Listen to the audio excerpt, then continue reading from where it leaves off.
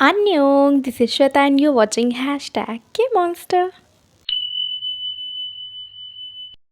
Last episode में हमने देखा कि होंगजो जेक्युंग के साथ डेट से वापस घर आती है और वहाँ उसे घर के बाहर उसका इंतज़ार कर रहा शिन्यू मिलता है, जो उसे कहता है कि उस लव स्पेल से उम्मीदें मत रखो, वो काम वाम नहीं करता, क्योंकि वो ऑफिस की सीसीटीवी फुटेज देख चुका है जिसमें वो लव वाटर उसने पी लिया था। पर ये बात अभी वो होंगजो को नहीं बताता। होंगजो नाराज़ हुए कहती है कि तुम होते कौन हो ये सब बोलने वाले, कहना क्या चाहते हो कि मेरे नसीब में किसी का प्यार नहीं है। शिन्यू कहता है जेक्युंग तुम्हें पसंद करता है और साथ ही मैं भी तुम्हें पसंद करता हूँ। ये सुन के होंगजो शॉक्ड रह जाती है और उसका मुंह खुला का खुला रह जाता है। वो खुश होकर उससे पूछती है, क्या तुम सच कह रहे हो मिस्टर कौन, यानी कि जेक्युंग मुझे सच में पसंद करते हैं। लगता है होंगजो ने शिन्यू की पूरी बात नहीं सुनी। वो फिर से एक बार रिपीट करता है अपनी बात, पर होंगजो कहती है ऐसा हो ही नहीं सकता। तब वो सीसीटीवी फुटेज उसे अपने फ़ोन में दिखाता है। वो कहता है ये सब मेरे लेफ्टी होने की वजह से हुआ है और मुझे क्या पता था कि वहाँ मिस्टर कौन के लिए कोई मंत्र पढ़कर पानी रख कर गया था। होंगजो को अब समझ नहीं आता कि अब वो आखिर करे क्या। इतनी मेहनत से बनाया लव वाटर यूं ही किसी ने और नहीं पी लिया।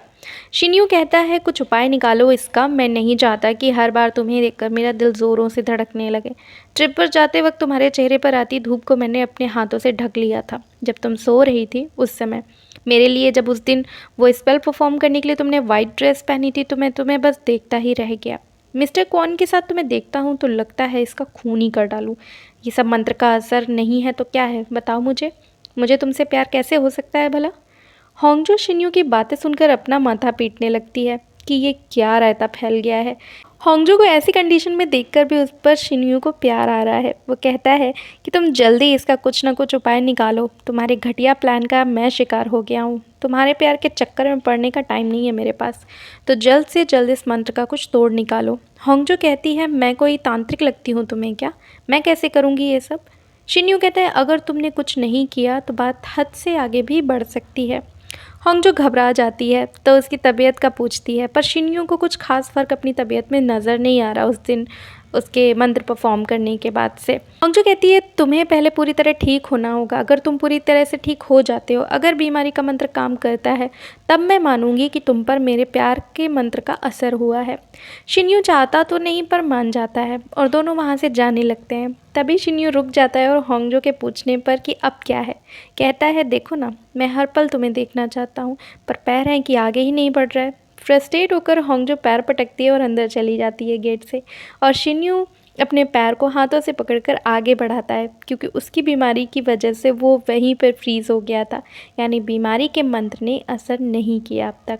उधर रात में घर पर अकेली बैठी होंगजो आज की डेट पर हुई मिस्टर कॉन के साथ हुई बातों के बारे में सोचती है कि मिस्टर कॉन ने आज फिर उसे ये कहकर कि वो एक अच्छे इंसान नहीं है, उनमें कोई फीलिंग्स नहीं है, प्लीज़ मुझसे अच्छा कोई ढूंढ लो, ये सब बोलकर उसे आज फिर से एक बार मना कर दिया। लेकिन कहीं ना कहीं वो अक्सर होंगजो के बारे में सोचता भी रहता है।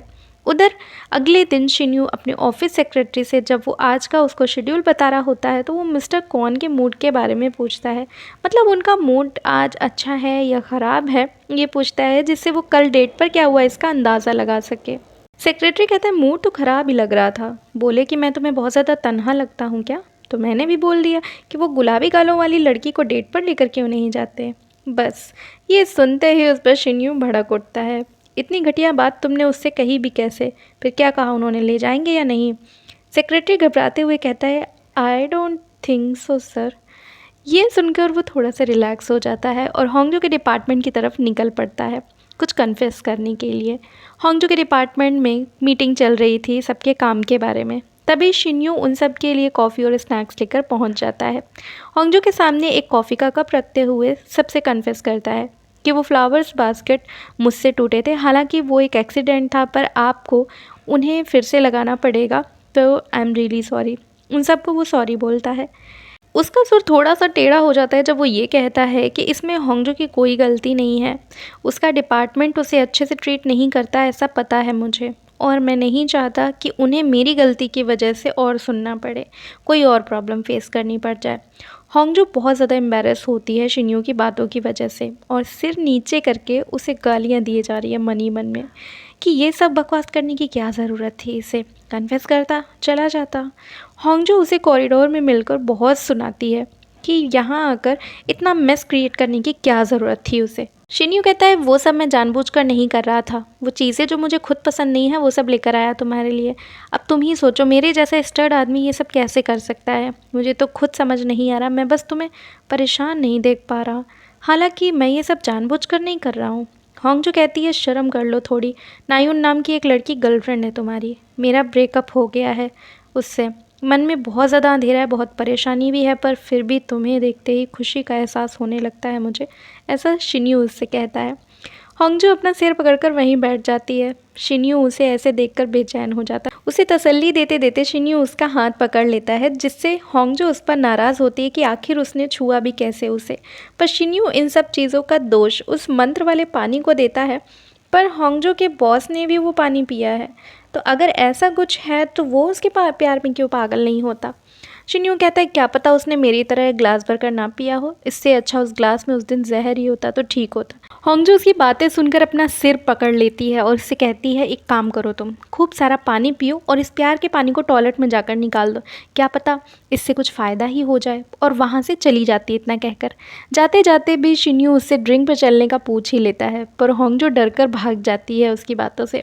पर बार बार उसे मिलने का बहाना ढूंढता है शिन्यू, यहाँ तक कि भारी सामान उठाने में भी उसकी मदद करने के लिए तैयार। लेकिन बेचारे को हमेशा उसके पैर फ्रीज हो जाने की वजह से एम्बैरस होना पड़ता है, और इस बार तो होंगजो के कहे मुताबिक इतना सारा पानी पीने की वजह से उसे टॉयलेट जाना है, पर पैर साथ नहीं दे रहा। और इस पर वो होंगजो से बहाना बनाता है कि देखो मैं तुम्हें छोड़कर जाना ही नहीं चाहता, हालांकि जाना चाहता हूँ। होंगजो कहती है तुम्हारी बीमारी तुम्हारे दिमाग में घुस गई है, जाकर इलाज करा लो जाकर अपना हॉस्पिटल में। शाम को जब होंगजो घर पहुंचती है तो उसकी लैंडलेडी बताती है कि उन्हें ही घर बेचना पड़ेगा, क्योंकि वो अब किसी सिंगल को घर पर नहीं रख सकती। जब वो होंगजो को परेशान देखती हैं तो कहती हैं कि अगर तुम किसी को ढूंढ लो तो ठीक रहेगा। कोई मिला नहीं क्या ऑफिस में अब तक? एक बात याद रखना, कभी अगर चॉइस मिले तो हमेशा उसे चुनना जो तुमसे प्यार करता हो, ना कि जिससे तुम प्यार करती हो। ये सुनकर होंगजो को शिन्यू की चीज़ी बातें याद आ जाती हैं, जो उसे गूज़बम्स देती हैं। नेक्स्ट मॉर्निंग जंगल के पेड़ों पर नेम प्लेट्स लगवा रही होती है होंगजो कि तभी नाजिंग ब्यूम, जो कि वहाँ का कॉन्ट्रैक्टर है, वहाँ उसकी बॉटल उसे वापस करता है, जो वो गलती से वहीं भूल गई थी रखकर। वो यही सोचती है कि कहीं इन्होंने भी तो इससे पानी नहीं पी लिया, मेरे भूलने की आदत से मैं मुसीबत में पड़ जाऊंगी किसी दिन। लंच टाइम में वो उसके साथ बैठकर लंच कर रही होती है कि उसकी तारीफ़ करते हुए कहता है कि वो बिल्कुल हूबहू उसकी वाइफ जैसी दिखती है। पर होंगजो एक नरम दिल इंसान है, और जब उसे पता चलता है कि उसकी वाइफ की डेथ हो चुकी है, वो उसके साथ सिंपैथी दिखाने लगती है। वो उससे कहती है कि कभी भी अगर उसके मन की बात उसे करनी हो किसी से तो वो उससे कर सकता है। ऑफिस से घर आते वक्त उसकी नेबर बड़ी ही खुश नज़र आती है और बताती है कि घर शेयर करने के लिए उसने उसकी लैंडलेडी को एक लड़का बताया है जो काफ़ी हैंडसम है। होंगजो को भी तसल्ली है कि अब उसे दूसरा घर नहीं ढूंढना पड़ेगा, और वो घर की तरफ फिर उस सुनसान गली से गुजरते हुए जा रही होती है, पर उसे ऐसा महसूस होता है कि कोई उसका पीछा कर रहा है। वो उससे बचने के लिए तेज़ तेज़ चलने लगती है और फिर भागना शुरू कर देती है, पर उसका फ़ोन वहीं गिर जाता है और घर की तरफ भागते भागते सामने खड़े शिन्यू से वो टकरा जाती है। जब शिन्यू उससे इस तरह भागने का रीज़न पूछता है तो वो बताती है कि कोई उसका पीछा कर रहा था और उसका फ़ोन भी वहीं पर गिर गया है शायद। वो तुरंत गली में जाकर देखता है और उसे इस गली में आइंदा आने को मना करता है। शिन्यू उसके साथ फ़ोन ढूंढवाता है और तभी वहाँ की सारी लाइट्स जल जाती हैं, जो मेयर को बोलकर उसने खुद ठीक करवाई थी। तभी उसकी नज़र होंगजो के फ़ोन स्क्रीन पर पड़ती है, जिसमें वो उसके डैड और उसकी एक फ़ोटो का वॉलपेपर लगा देखता है। वो कहता है क्या ये तुम हो? तभी मैं कहूँ मैंने इस चेहरे को कहीं तो देखा है। असल में शिन्यू को अक्सर एक सपना आता है जिसमें वो रो रहा है और उसके सामने एक लड़की खड़ी उसे देख रही है, और वो लड़की होंगजो के बचपन के चेहरे से काफ़ी मेल खाती है, और ये सब 300 साल पुराना जेसन इरा वाला टाइम दिखता है उसे सपनों में। वो मजाक मजाक में कहता है पता है जब उस ज़माने में मैं एक राजा के परिवार से हुआ करता था तो तुम बहुत गरीब हुआ करती थी। होंगजो उसकी चीज़ी प्यार की बातों से इरिटेट हो रही है। वो कहती है कि चलो मेरे साथ, तुम्हें कहीं लेकर चलती हूँ। शिन्यू कहता है मैं तुमसे प्यार करता हूँ, पर इसका ये मतलब नहीं कि मैं तुम्हारा फ़ायदा उठाने लगूँ। होंगजो कहती है हमें मंत्र का तोड़ ढूंढने जाना है, दिमाग तो ख़राब नहीं है तुम्हारा।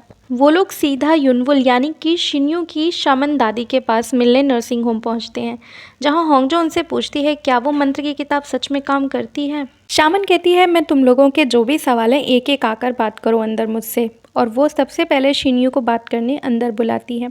शिन्यू प्यार के मंत्र वाली जो भी भसड़ मची हुई थी उसे पूरी बात बताता है, और ये भी कि दिल और दिमाग अब दोनों ही उसके कंट्रोल से बाहर हो चुके हैं, तो इस मंत्र को बेअसर करने का तरीका कुछ जल्द से जल्द बताएं उसे। पर वो कहती हैं कि संदूक की मालकिन मैं नहीं हूँ और ना मुझे इस मंत्र का तोड़ पता है, तुम इस बारे में कुछ नहीं कर सकते, सिर्फ होंगजो ही इसका कोई रास्ता निकाल सकती है। होंगजो शिन्यू के बाद जाती है, वो भी उससे सेम क्वेश्चन करती है, वही मंत्र का तोड़, और उसे भी सेम जवाब मिलता है। उदास होकर जब वो बाहर आती है तो शिन्यू उससे पूछता है क्या बताया उन्होंने, क्या इस मंत्र का तोड़ एक किस है। होंगजो उसका मुंह देखने लगती है कि दिन पर दिन इसका दिमाग सटकता ही जा रहा है।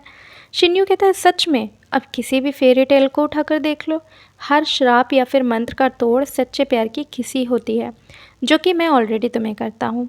होंगजो कहती है दिमाग तो ख़राब नहीं हो गया तुम्हारा, मैं बस लेकर घर जा रही हूँ। पर शिन्यू उसके सामने आकर रिक्वेस्ट करने लगता है कि हम साथ में आए थे तो हमें जाना भी साथ ही चाहिए। होंगजो उसे देखकर अजीब सा चेहरा बनाने लगती है। इस शिन्यू की चीज़ी लाइंस फिर शुरू हो जाती हैं उसे देखकर। वो कहता है एक मुझे मत देखो, तुम मुझे इस तरह और भी क्यूट लगती हो और मैं तुम्हारी आंखों में खो सा जाता हूँ। होंगजो स्माइल करते हुए कहती है झूठ मत बोलो, अब मैं इतनी भी खूबसूरत नहीं हूँ। शिन्यू कहता है मुझे पता है, लेकिन मेरे लिए तो दुनिया में सबसे खूबसूरत तुम ही हो।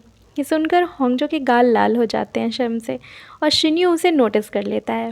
वो कहता है कि जिसे तुम पसंद करती हो उसके सामने ही तुम्हारे गाल लाल होते हैं ना, मैंने सुना था उस दिन जब तुम मिस्टर कौन से ये कह रही थी।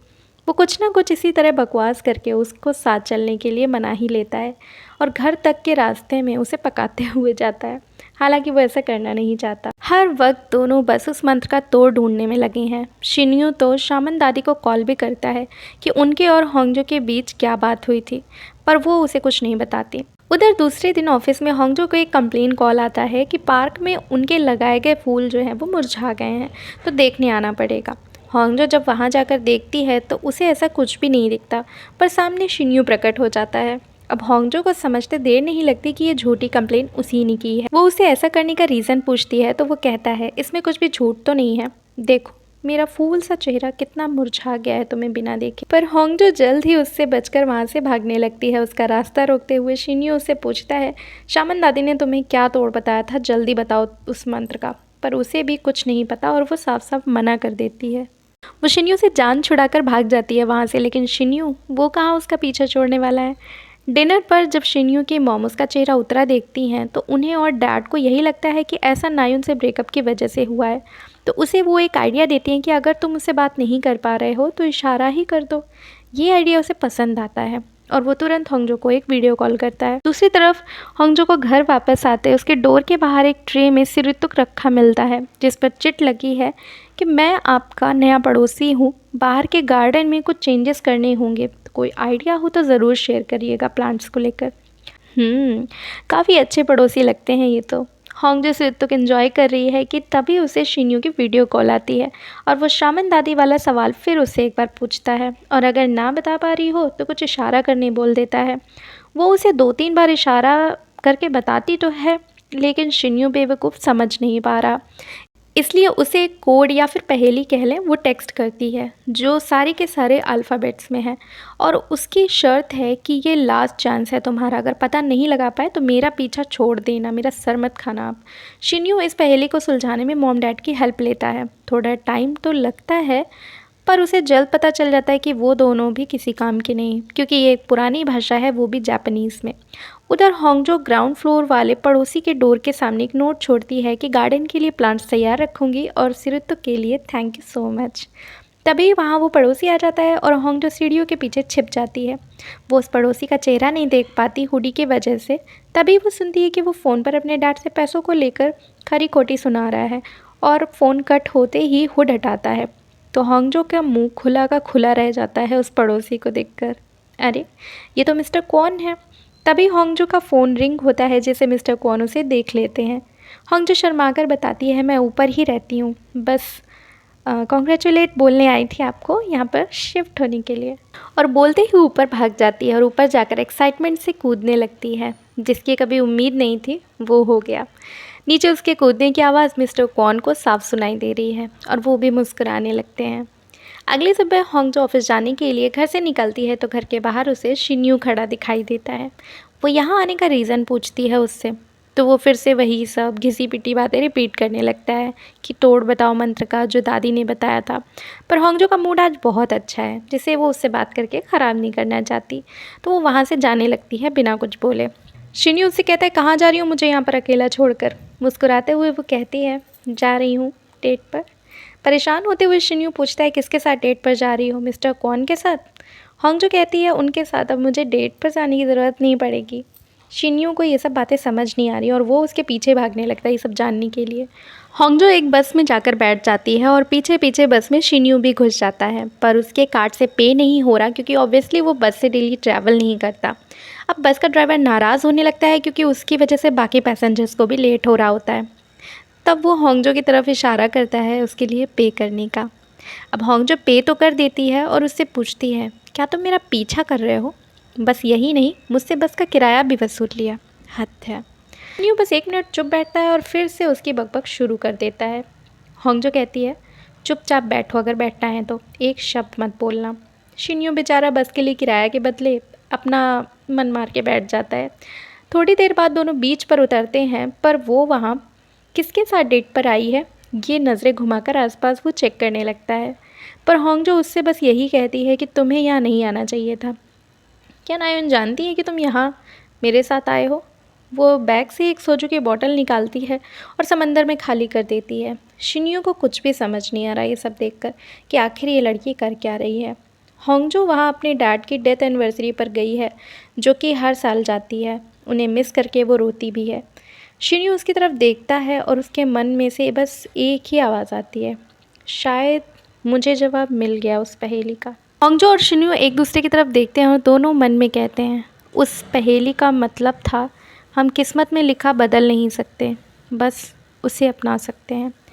और बस यहाँ ख़त्म होता है एपिसोड 4। जल्द लेकर आऊँगी एपिसोड 5 भी। एक्सप्लेनेशन पसंद आया तो लाइक ज़रूर कर देना और नए लोगों को चैनल प्लीज़ सब्सक्राइब कर लो यार, पैसे नहीं लगेंगे। जो भी ये ड्रामा पसंद करते हो उनके साथ ज़रूर शेयर करिएगा। Thank you so much. तो this is for today guys, फिर मिलेंगे नेक्स्ट वीडियो में जल्द ही, तब तक के लिए सारंगे अन्यों।